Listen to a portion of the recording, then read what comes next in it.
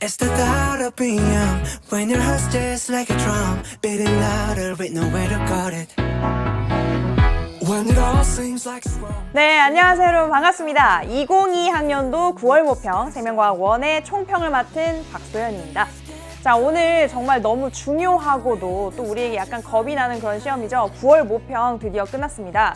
자, 여러분들이 아마 아침부터 좀 긴장 상태로 문제를 풀어가지고 이 강의를 오늘 당장 듣는 친구들은 많지 않을 거라고 생각을 하지만, 그래도 수능 보기 전에 꼭 이 강의를 통해서 전체적으로 한번 좀 정리를 하고 그 다음에 다음 단계로 나아가야 되겠죠. 왜냐하면 지금 수능으로부터 78일 남은 시점입니다.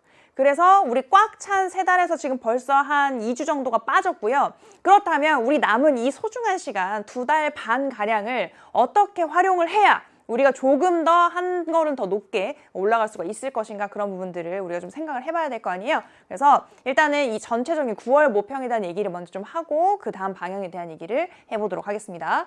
이번 9월 모평 풀어보면 선생님이 6월 모평보다는 조금 더 어렵게 느낄 수가 있겠다라는 생각을 했습니다. 그래서 체감상 육모에 비해 난도가 높아졌다 이렇게 느낄 수 있어요. 그래서 그 이유가 뭐냐면 6월 모평에서 굉장히 쉽게 나왔던, 그냥 기본 개념을 물어보는 수준으로 나왔던 근육의 수축이 조금 신유형의 문항으로 나왔고, 흥분의 전도 같은 경우에도 작년까지는 너무 쉬웠죠. 근데 이제 이번 육모에서 조금 그래도 예년의 어떤 그런 유형을 회복을 했고, 거기서 조금 더 그 이전의 유형에 가까워진, 그래도 매치도 좀 해야 되고 속도도 찾아야 되고 뭐 그런 것들, 그다음 시간도 찾아야 되는 그런 유형의 문항이 나와서 아마 시간이 좀 더 걸렸을 거예요.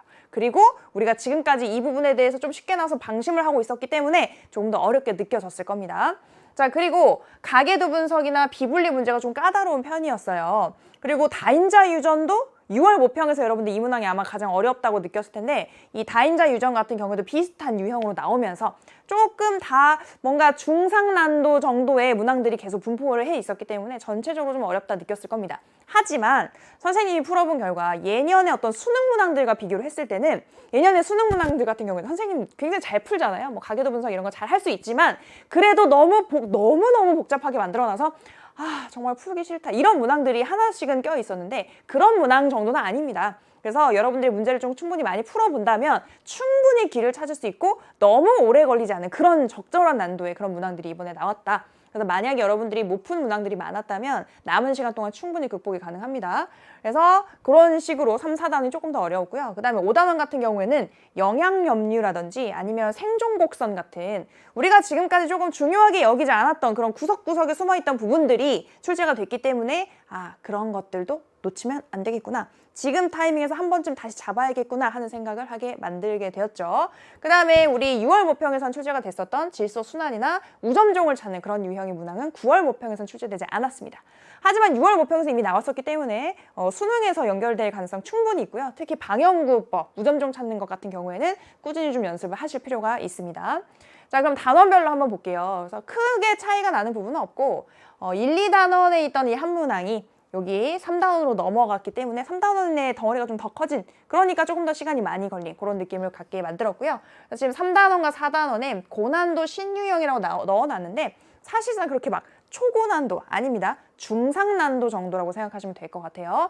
그래서 그런 문항들이 있었다. 그러면 조금 더 디테일하게 살펴보겠습니다. 1단원에서 이번 9월 모평에서는 생물의 특성 문항이 빠졌다고 볼 수가 있겠죠.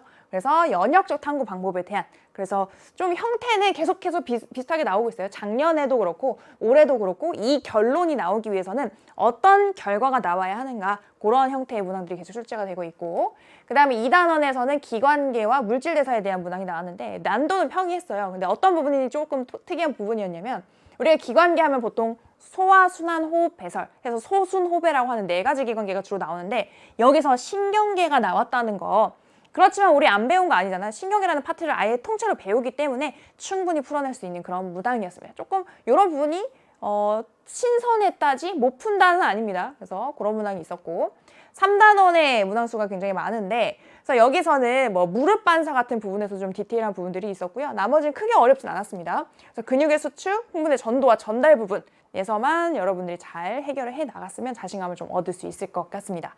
그다음에 4단원에서는 지금 여기 보시면 신유형 고난도 이렇게 돼 있었죠. 그래서 지금 사실상 10번, 12번 빼고는 다 여러분들이 좀 생각을 해야 되는 시간을 좀 잡아먹는 그런 문항들로 제시가 되어 있기 때문에 오늘 여러분들이 해설을 들을 때 이 문항들에 특히 초점을 맞추실 필요가 있습니다. 자, 5단원 같은 경우에는 신유형의 어떤 자료가 나왔어요. 그래서 개체군 사이의 상호작용인데 약간 스토리가 있게 구성이 되어 있는 자료가 있었습니다.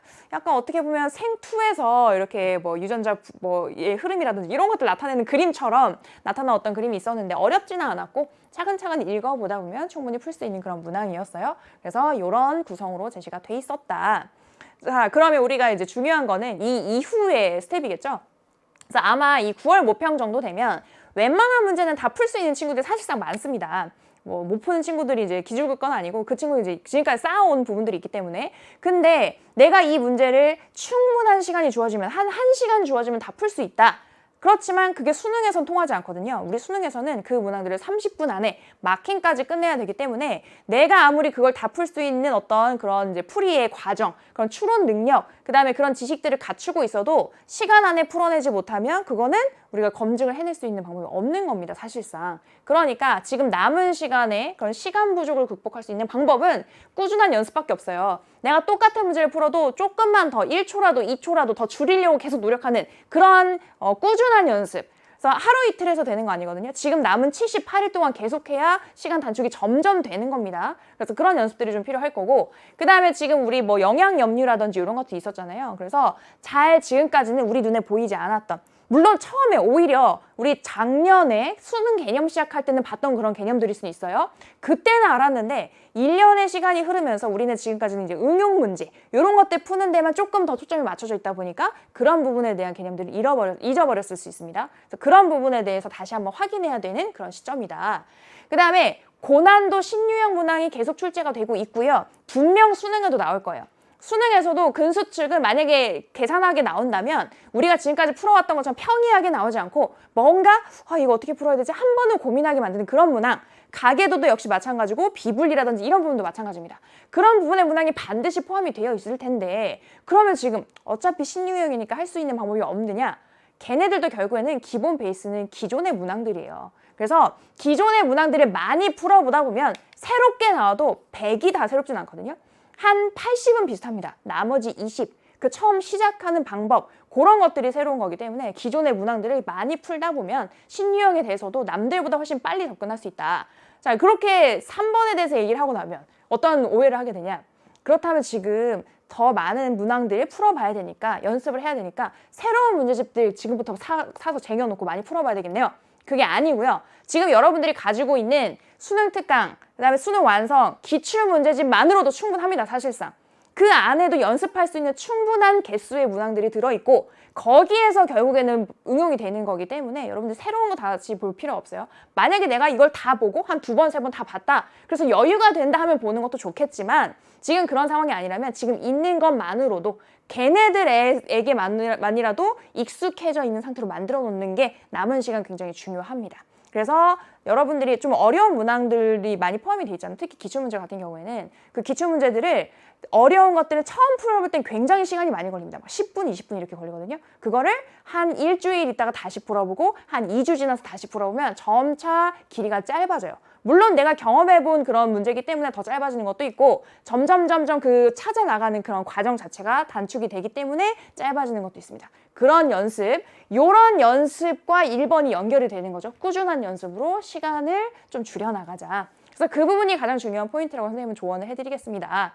지금 우리 1년의 어떤 커리큘럼이 거의 끝난 상태예요. 지금 선생님한테도 남은 것은 뭐 조금 이따가 이제 오픈이 될 파이널 체크 포인트 같은 강의만 남아있고 지금까지의 여러 강의들을 통해서 여러분들의 공부를 도와왔거든요. 지금 그렇게 많이 선생님뿐만 아니라 다른 선생님들이 너무너무 열심히 해놓은 그런 강의들이 많이 있으니까 그런 어떤 자료들, 요약 정리되어 있는 자료들 이런 것들을 많이 활용하시고 그래서 남은 시간에 허둥대지 말고 시간을 허비하지 말고 꼭 적재적소에 시간을 잘 쓰면서 마무리를 했으면 좋겠습니다.